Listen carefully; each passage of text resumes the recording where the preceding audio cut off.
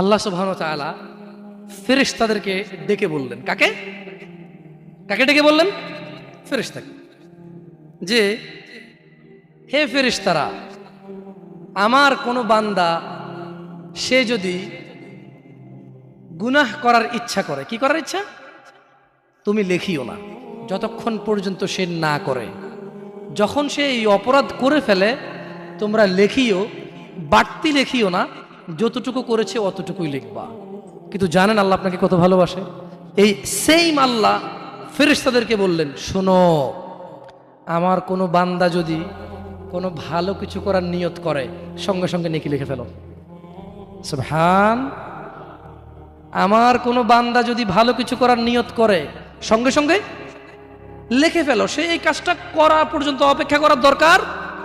সে নিয়ত করছে, এটা করবে, মাদ্রাসায় দান করবে, মাহফিলে দান করবে, মসজিদে দান করবে, সিগারেট ছেড়ে দেবে, এখন থেকে ছেড়ে দিছে, প্রতিজ্ঞা নিছে, এখন থেকে মদ খাওয়া ছেড়ে দিছে, এই এখন এই মাহফিলে প্রতিজ্ঞা নিছে, ইনশাআল্লাহ তাআলা ফজরে আমার যা হয় হয়, মসজিদ আমার চেহারা দেখবে, আমি মসজিদের চেহারা দেখব।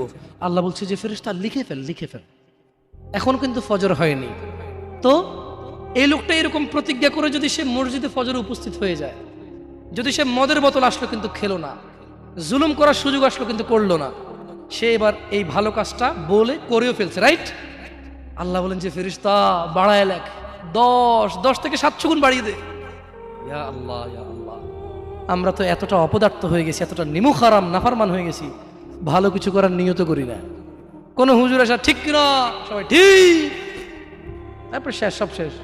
না, আমাকে ঠিক বলতে হবে না, এখানে সবাইকে শুনে ঠিক বলতে হবে না, আপনি ঠিক হয়ে যান। আল্লাহ আমাদেরকে বোঝার তৌফিক দান করুন।